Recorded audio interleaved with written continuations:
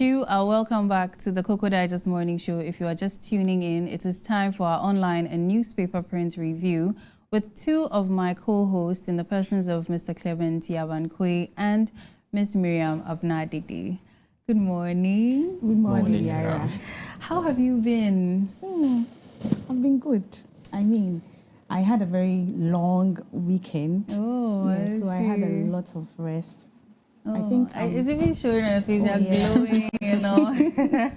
What about you, Kevin? It's been amazing. Since we are alive, we just give glory and thanks to God. Nice. So let's get into it. Trending news officers, please. What trending news have you picked up in the streets of Accra or even the whole Ghana? Yes, let me put it that way.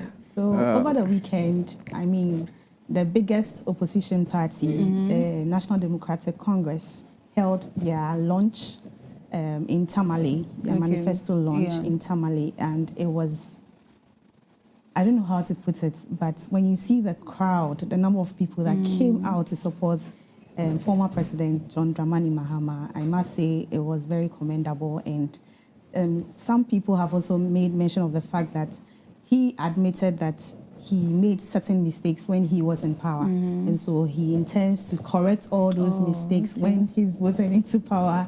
And then he said he wants to be very loyal to Ghanaians. He's going to listen to the needs of Ghanaians. I think he spoke to the hearts of Ghanaians, not the minds of Ghanaians. So, I mean, it is something that people have been talking about. And secondly, we also have to commend the Ghana Fire Service for their good works over the weekend.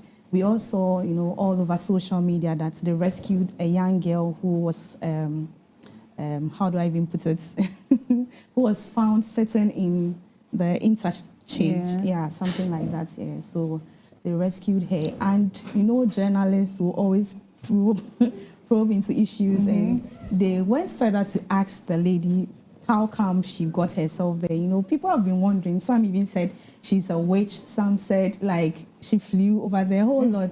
But apparently, it was her boyfriend who took her up there. And romantic getaway. He took her up there, and then after everything, she wanted to come out to take some fresh air. And that was how come someone spotted her and then drew people's attention. Yeah, that was the whole thing. It wasn't that she got lost or she was kidnapped or something. So that's the whole story. So her boyfriend took her up there. Is there anything there he's showing her? Yeah, so as I said, journalists will always go a step further to investigate into issues. And from the videos we saw online, we saw that, some of them had mats and beds inside there. I don't know how to describe that. If it's an apartment, it's some way. I don't know how people are able to manage to get into that. And is there even enough air in there? Because, the girl was coming out to get some fresh air. Yeah. But if people are sleeping there, how do they get through the night? Life is hard. Life is hard in Accra. But, this also speaks to the homelessness situation here in the country. On our way to work today, saw a lot of people sleeping at outside. The frontage of people's shops by the roadside. And for it to go even to a step further, where they are sleeping inside crevices in a footbridge or interchange. The interchange. Actually. That should tell you. And the cars are just. Hey. Would you go to that place? I don't know how some people think. Well, they might have. Well, for her to even come out and sit there, what if you had fallen or something? Maybe she's been there a few times, so she's gotten the lay of the land. But then also, they said necessity is the mother of all invention. And if the need for shelter has been so intense that someone has found, how did you even find that corner? To get there, lay your bed in, and that's a place to lay your head. And you're even bringing your...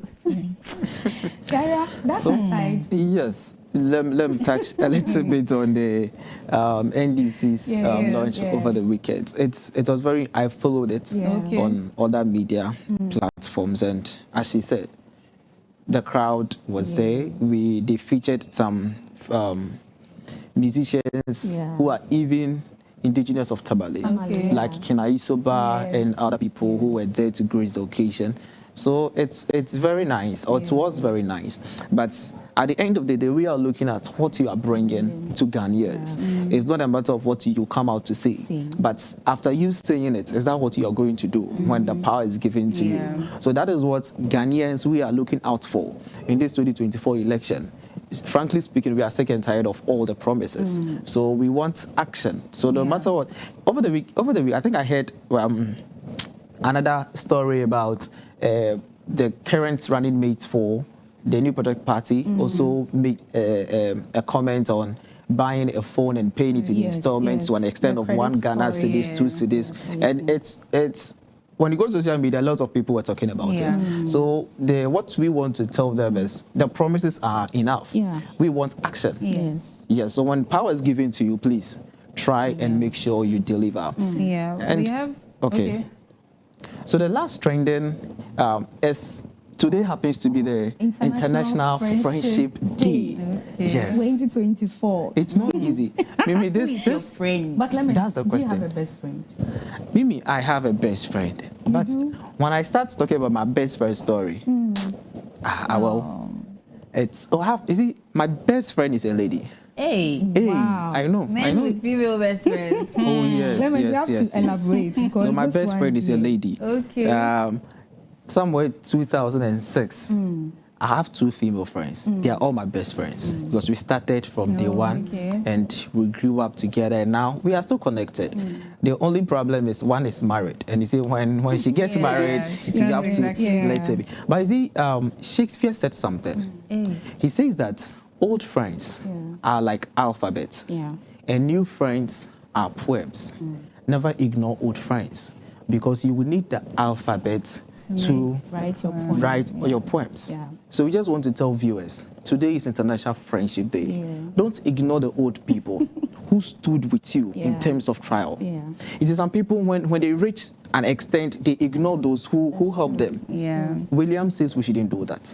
Remember it. And I also quote T.D. Jakes. He said we have 4 types of friends. I know Mimi will do more about this on the lifestyle segment. He said we have 4 types of friends. We have a friend who loves you because of what you love, not because of you. He loves what you love.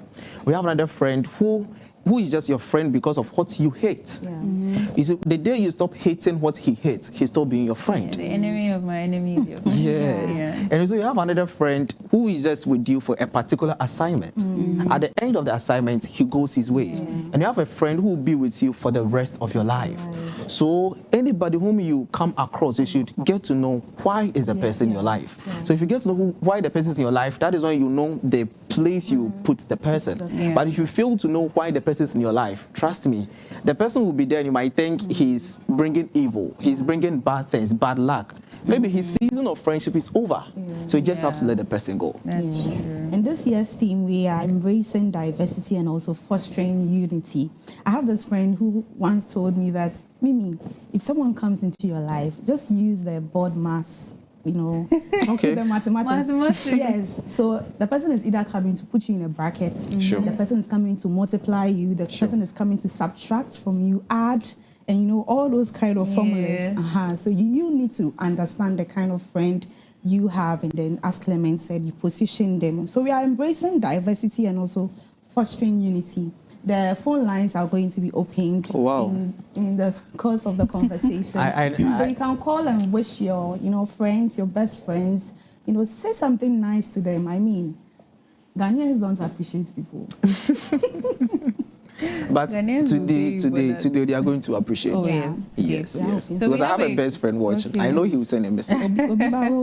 Oh no. So we have a message from John Smith, and he says, "Wow, Clock TV, I like the view for today. The changes are very nice.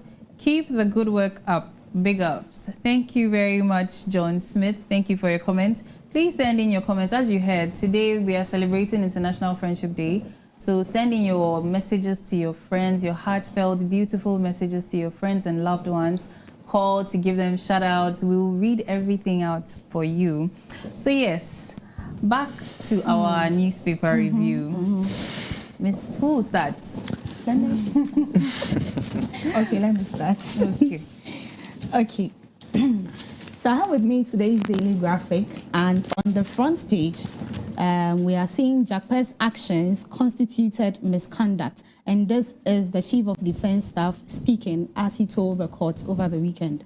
And we also have mid-year budget silent on long-term reforms, PWC, and we have the ministry recruits 15,200 nurses, midwives, and the process starts on Monday. And this is a story that has also been trending. I think the whole of yesterday made news in most of the media platforms as the Ministry of Health announced its 15,200 recruitment of nurses and midwives, and they are saying the process will start on Monday, just next week Monday. And so all nurses should take notes. But the minority in Parliament have also reacted to this, and they are saying that they are labeling this as government's decision to, it's a strategy or an electioneering strategy to deceive graduate nurses.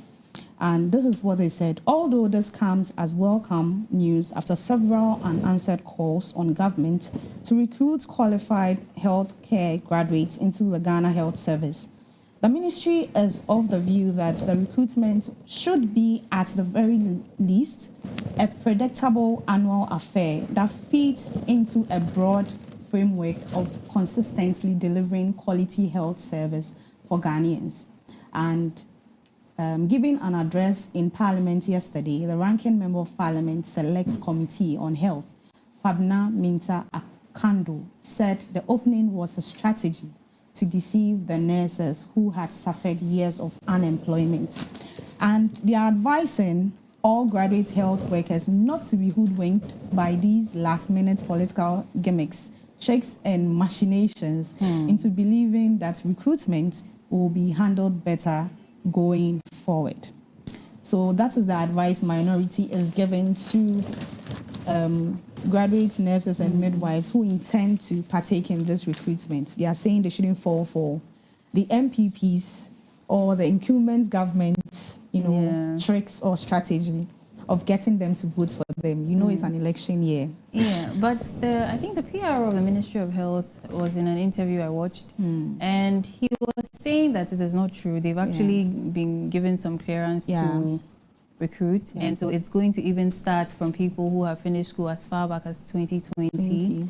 So they would have this whole online recruitment and the portal. So he even cautioned our, nurses at home not to fall for people who come and tell them that, oh, bring money, I'll do it for you, those things. And then also they shouldn't be scared that just because it's starting from the people who finished school in 2020, maybe the more recent ones would not be. Because even if you are not cleared yet, it's not yet time for you to be recruited, they will get clearance again along the line during the year. Later in the year, I think, and then they will do more recruitment, yes. So if we are delving into this, I know it's part of the online, but if we are delving, the question I want to ask is, why now? That's the question I was coming to. Why? Because why now? He also stated that earlier this year, they did do some recruitments, but he couldn't give a figure on how many were actually recruited because some of them were posted to various places, remote areas that they didn't like, so they didn't go. So they couldn't really get a specific number of people that actually took up the postings. But it seems that it's more of a money issue. So they've been receiving clearance, small. And even they are recruiting at all the 3 basic levels, the degree, the diploma, and then the last one has this name. Is it it's a term, but I think it's a little lower than the diploma level. So that's the certificate. Yes, I think, let's call it the certificate. I've forgotten it. But is it, as Mimi said, I'm so much concerned about why now. This could have been done way back 2020. Yes. Someone has completed school for the past 4 years. Yes. The person's at home. And nursing is about practicality. Yes. So when you go to school and you stay home for 4 years without putting it to work, just imagine. And bringing the person back to the sector to start working. The person will now have to undergo another on-job training before he gets used to the environment. So we want to plead with the government that, you see, that's why the minority is saying it's political. Yes, because nobody would see this one to be, if really you wanted to do it, it should have been far years ago. What measures have they put in place to ensure that, just as you said, those that were posted earlier refused, because they were posted to some of the rural areas, and what measures have governments put in place to ensure that these people do not come back saying they will not go to their posted areas, or even, feel enticed to leave the country, because they are trying to fill a gap. Because a lot of health practitioners have left the country, so they are trying to fill that gap. But what are you doing to ensure that these people do not, leave? Have you built, enough houses to, facilities to house these nurses? Working conditions? Are you thinking of all these things? And even. So as Clement said, it is a practice that they need to give them. And so if they don't put measures in place to ensure that these nurses are comfortable to work, to help the country get to wherever we want to get, it's going to be like that kind of cycle. You post them, they run away, you post them.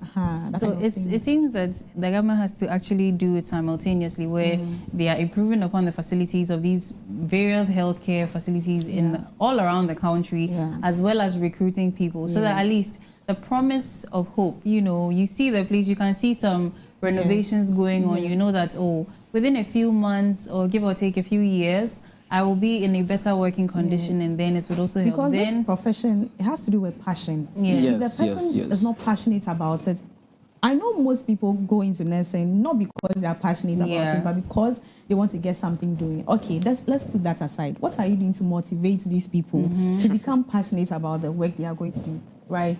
So that is what we are all saying. Government should ensure that working conditions are much better. It's true. But then also we should commend them, because if they've sat back to consider the fact that people have been home unemployed for 4 years or more, and now they've taken them up that, okay, we would even start from these people and then work our way down. So maybe the government would sort of facilitate or make it quicker, the clearances. They will bring them quicker, so that, because I think this may be one of the largest recruitments they are doing so far. And but Yara, before you continue, has the allowance been paid? Yes. Well, it was presented in the budget, I think last week we did talk about the fact that some amount of money has been released for teaching and nursing trainees. Like, it's reflecting in their pockets. That's my concern. Maybe we will invite one of their reps. So if you're a nurse and you're watching us, you can send a comment and let us know if your allowance has been paid, let's know. So I think that as they've taken this up to do for them, it's a good thing, because somebody would have said, those people, they should find something else to do. Let's focus on the ones who just finished school. Some have even given up. I read comments under the post, and some people said, we are not even interested, because 2024 years down the line. Some of us have been very longer. They've some years have down the line. Some, and this still gives them some amount of hope, especially the passionate ones who are still holding on to this desire to work as a nurse, a midwife, a health practitioner, basically. And it will even help. The other day we were talking about the schools and their, nurses and the whole hospital issue where the guy died and everything. If we get now competent people working in these various schools, various districts, various facilities that need medical attention or medical professionals, it will help us, because 15,000 people being employed, that's quite a lot. And I mean, we'll commend them, but of course, there's room for improvements. They should put something up. So yes, what is the next? There's the graphic business. Okay. And page 2 of the graphic business talks about Ghana Savings and Loans Association. They held a meeting. That was last Tuesday. That was their annual general meeting, and a lot of concern were raised during this meeting. The executive secretary talked about the fact that the sake of the introduction of the digitalization, yes, they should also make sure that they master or they take advantage of that and improve their system of working in the savings and loans industry. So he said that the Ghana Association of Savings and Loans Company has emphasized the need for collaborations among savings and loans companies, regulators, and technology firms to drive financial inclusion in the coming years. The association believes embracing digital technologies and advocating supportive policies are crucial steps towards creating an inclusive financial ecosystem. So he is speaking to the fact that they should take advantage of the introduction of the digital systems. And he also said over the years, the performance of savings and loans compared to that of the previous years, it's quite improving sake of the introduction of this digital system. So on the same page, that's paragraph 5, he said that as at this year, they had a surplus of 1,963 Ghana cedis compared to last year, 2022, which was 39,813. And the association net assets increased to 478,648 in 2023 compared to net assets of 476,685 in 2022. But he also made few challenges that the association is facing. And one of the challenges they are facing has to do with the lending rate or the lending rate in Ghana. So he said the lending rate it makes lending very, very expensive because at the end of the day, the interest rate the person is supposed to pay goes very high, and it does not make their work really goes on well. They are not able to get the best returns that they need. So these are the few concerns that they raise during their annual general meeting.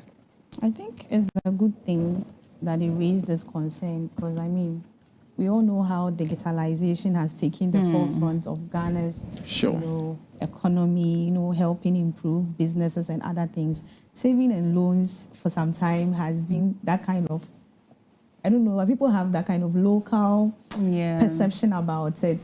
And because of that, management of people's monies and other things are not really done, correctly or appropriately. So I think the introduction of, delving into digitalization will help in the efficiency of delivery of services, cost reduction, as you said, and also data management. It's very important because we've moved from that stage of taking records in the book in the Susu card. You need to keep everything on your phone. On your phone. But what do you think? How many people have, the adequate understanding and access to these things as well? That's why you see that maybe our older generations are always saying the paper is better, because that one, that, okay, but this one, click, he doesn't even know what click is. Oh, but this one, it's going to benefit some portion of, So what about the others that can go with the... So the whole issue, as you said, the education needs to go down. They can break it down to their level of understanding. And I believe they will do that so that everybody will understand. As Mimi said, mostly savings and loans is associated with, let's say, our mothers. The market women. They just have a small group, about 10, 15, and you go to a particular bank for money and they start paying. So at the end of the day, they realize that they pay more interest. So that's one of the challenge the executive secretary was talking about. But the interesting thing is today we'll be talking about lending rates on the business update segment. So that we will get to know the current lending rate of Ghana from the Bank of Ghana. All right, thank you. So we have a few comments. We have Ackman Multimedia, and he says, "Good morning, Clog TV and your team. Good morning to you." And then Rose Entertainment says, "Good morning. I'm Charles, watching you from Dubai, and I'm enjoying your segment, More Fire." Thank you so much for your comments. And so now, the online news, it says here, GACL, ECG, and 8 other state entities owe GRA nearly 1 billion Ghana cedis in taxes. The Ghana Revenue Authority, GRA, is owed more than 1 billion Ghana cedis in taxes by 10 state organizations, including the Ghana Airports Company Limited and the Electricity Company of Ghana. Officials from GRA disclosed this during a meeting with the Public Accounts Committee on Monday, July 29, and the committee expressed concerns about the unnecessary companies like the Tema Oil Refinery, even though some of the other companies are operational and have indicated a willingness to pay. For example, a GRA representative stated that GACL and Graphic Corporation are currently experiencing cash flow challenges. They have informed us that in order for them to get in touch with us again, we must grant them a moratorium, and they are therefore willing to pay for them upon improvement of their cash flow. So this is what's happening. And I'm surprised to hear that government entities, state entities, are evading taxes. I wouldn't say they are owing, they are evading. Because, we are owned by governments. Governments funds us and everything. So there's this complacency, there's, But you see, when you put it that way too, someone can ask you, what is the basis of your accusation or your allegation? I'm coming there because please come. One of the challenges that one can say constituted to this will be inconsistent tax compliance, because most of these companies deliberately, as I said, do not want to contribute to the revenue generation from the Ghana. In 2021, according to the Auditor General's report, a review that Cocoa Board owed GRA over 451 million Ghana cedis in outstanding taxes.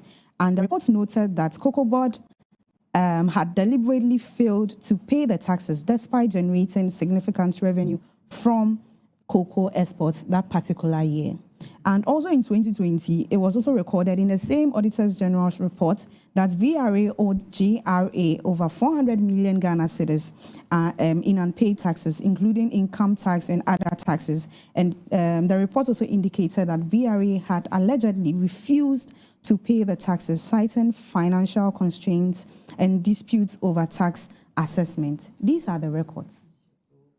The aspect of evaded, not all of them, because on record speaking concerning the Ghana ACL, that's Ghana Ports Company Limited, they in 2018 or 2016, 2015, they enjoyed tax waiver sake of construction work that they were doing.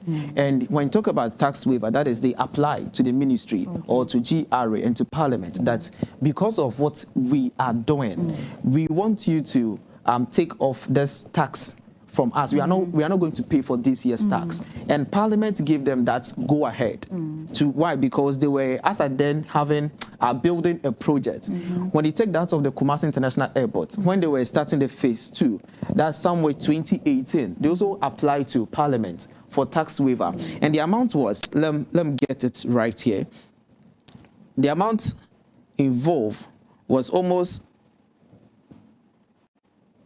49,672,052 Ghana cedis as tax waiver that they give to GACL because of the construction of Kumasi International Airport. The same thing applies to GAC. Also, when they were the phase 2 of Tamale International Airport, they also applied to Parliament for tax waiver. So mostly it's not deliberate. Some might be deliberate, but others too is not deliberate. That's why I said some. Yes, some. And others too is not deliberate. And when you go to the aspect of ECG, ECG in 2023 April, ECG wrote to GRA that they were in negotiation of tax waiver of an amount of 600 million Ghana cedis. The basis is that they will not be able to pay such an amount. So GRA should consider them and take off such tax obligation from them so they would pay the rest of it. But even taking off 600 million Ghana cedis, they were still owing over 1 billion. why? How did we get there? That is why I'm saying the inconsistent tax compliance is a major factor, because there are so many things that, you know, feed into this. We have administrative challenges. We have disputes over tax assessment. You know, this leadership or this set of leaders want to assess the tax in this particular way. Another, you know, that kind of confusion also creates, you know, accumulation of the taxes, and at the end of the day, they are not able to pay the taxes. Yes, so I think the chairman for the Public Accounts Committee, yesterday I followed it, asked the Honorable Minister, that's the Deputy Minister, that is Ministry of State in terms of Finance, Honorable Abena Osei Asare. And she said that the chairman asked that, what happens if these entities are unable to pay? What is your next step? She said that they will write it to Parliament for tax waiver for these entities.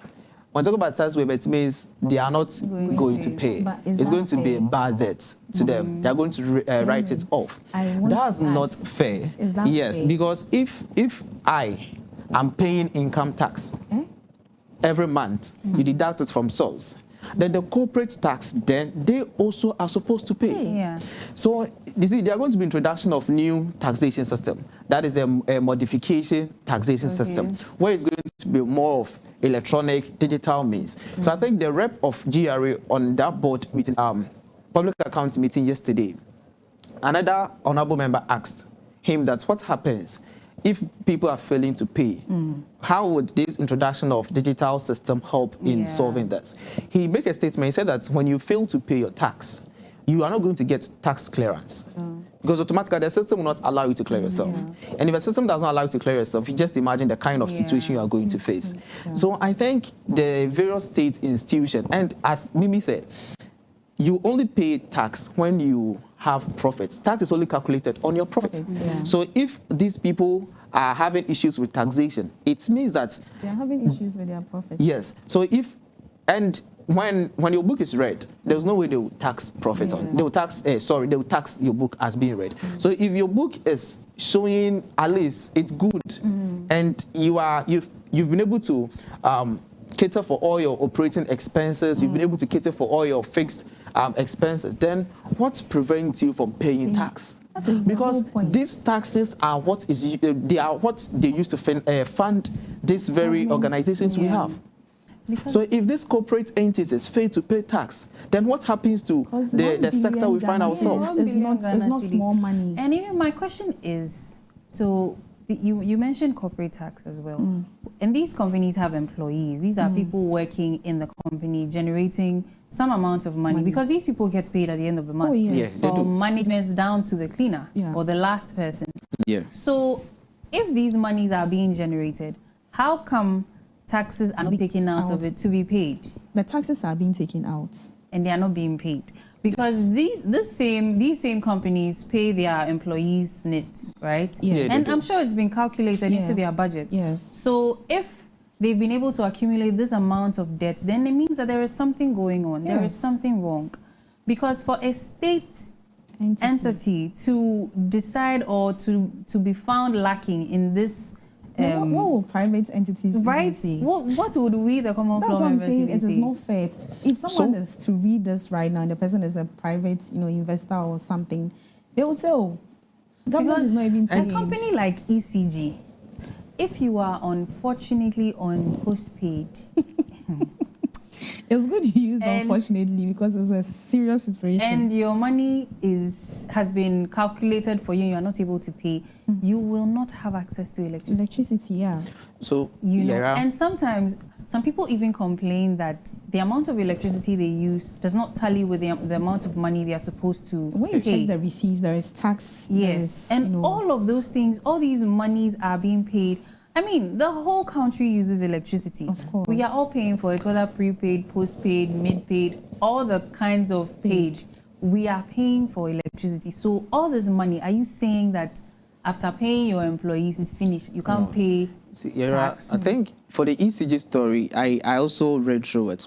As of 2023, you see, they were embarking on this revenue mobilization exercise because a lot of people were not paying their electricity bill and stuff, even including some state agencies and some ministries. So you can see that the issue is not only about taxation from corporate entity or state entity.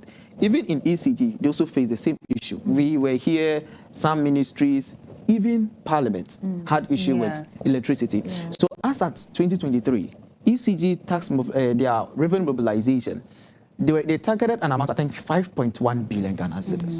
But they were able to recoup 2.2 billion Ghana cedis. So because of what they recoup, they were not able to, they can't settle the total tax obligation they owe. Because they need to pay some, organization that supply them power.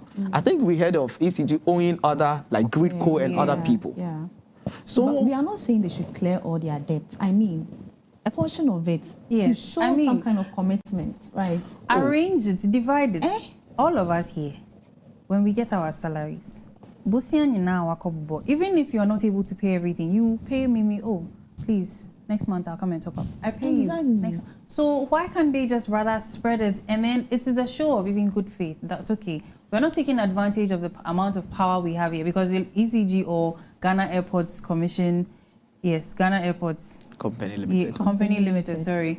These are institutions that are very, very instrumental in our Ghanaian lives here and everything. They're not, it gives them that, oh, okay, we understand that, yes, work may not be, always on the high, but you've paid something. And the fact that you are even a state entity, they have that kind of, compassion for you. Yeah. I mean, so... But sometimes, too, I think that some do get cocky. Because seeing as you are probably like top government institution, you may think we can shut you down right now. I was shocked when I saw, names like ECG, Ghana Airports. I was like, these are big state entities. So what's up?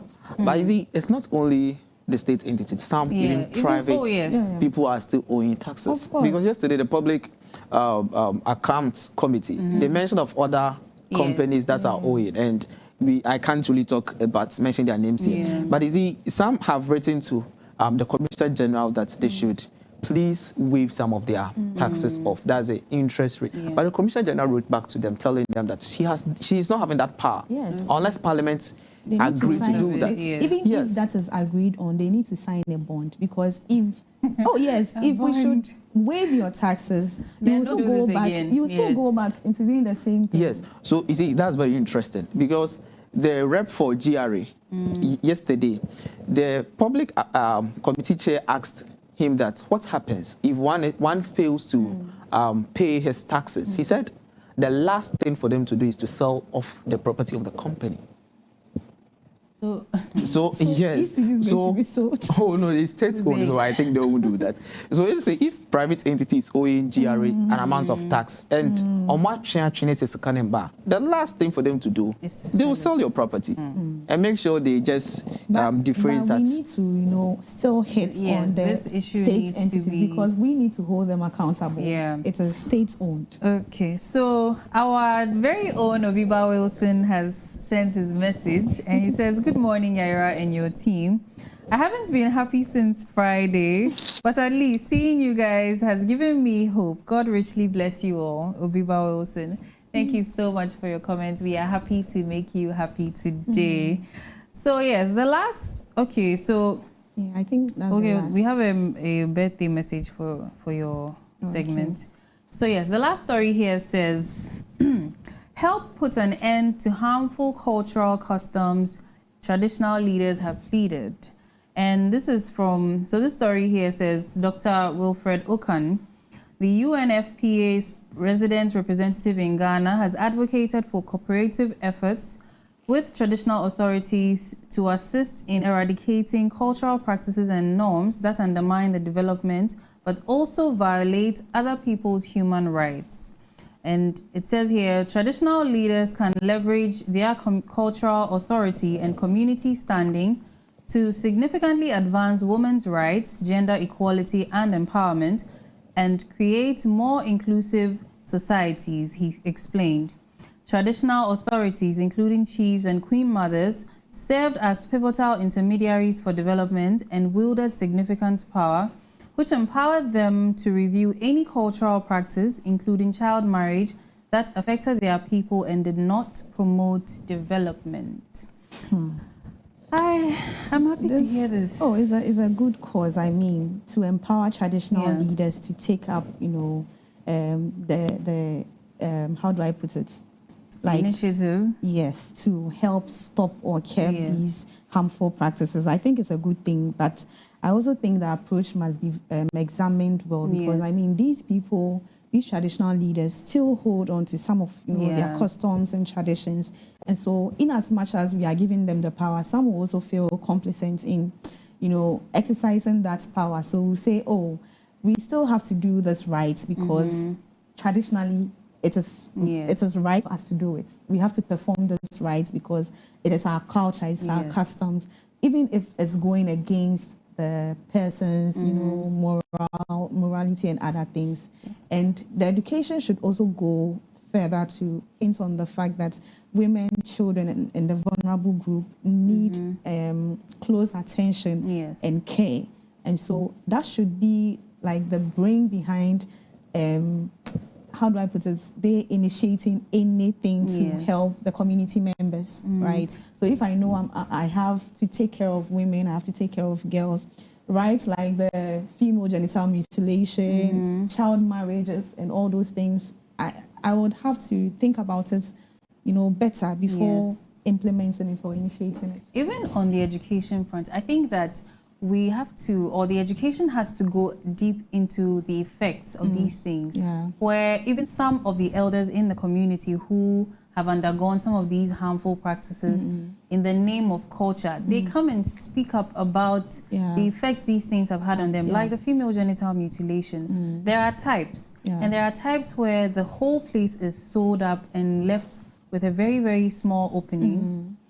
Already, childbirth with a normal female genital is enough pain and suffering, or it's excruciating enough. So imagine having the whole place sewn and having a human head now tear through that, all of that. These are things that should be brought out into the public for people to understand that no, this is not right. This is something that can kill somebody, because even the cutting method where they cut some parts of the genital can lead to bleeding, very, very serious bleeding, severe bleeding that can lead to death. And if, they know that the people die and everything, but if we bring it down to their level of understanding, they would be able to take up, cutting out these things. I mean, there are certain places that have stopped the female genital mutilation, breast ironing, hip flattening and things. If we educate people on the effects, they would, and then also, if we take out, if these traditional leaders come up to ban child marriages, things like using your child to pay off a debt would stop. Because that is where, I think that's one of the places it stems from. Because Mimi's child is now with Clement as some debt payment, wife-to-be. He now feels like he has the autonomy or authority to do whatever he pleases with the child. And that's a child, regardless of whether the mother owes you anything. It is a child. So when we bring it down to this level that, look, you went through so much pain because of these cultural practices. Do you want to still see this happening? Do you not have any empathy for the young girls or young children coming up? Then this way, because sometimes even our parents, when we talk to them about how they used to beat us and things, you realize that they become much calmer, they feel bad, and even they are less brutal with maybe our kids that come. They are more calm and sweet to their grandchildren. So I think it all boils back down to education. And I'm glad that this call has been made, and we are hoping to get some collaboration from the traditional leaders in the communities. I think you said it all. I've said it all, Oh yeah, you said everything that every reasonable person would also say. I mean, there's nothing much to add up. Thank you so much. So, yes, this brings us to the end of the online and newspaper review with my co-host Clemens Yabankwe and Miss Miriam Abnadidi. Up next is a lifestyle segment, and as you heard us earlier, we've been talking about the International Friendship Day, and we said you can send in your comments, your wishes, your heartfelt messages to your friends. Call in and give your friends a shout out. And this is for the lifestyle segment, where we are going to be talking about friendships, fostering unity, everything, with two very beautiful guests. Just stay tuned. Right after this break, Miriam and her guests will be here to talk about friendship.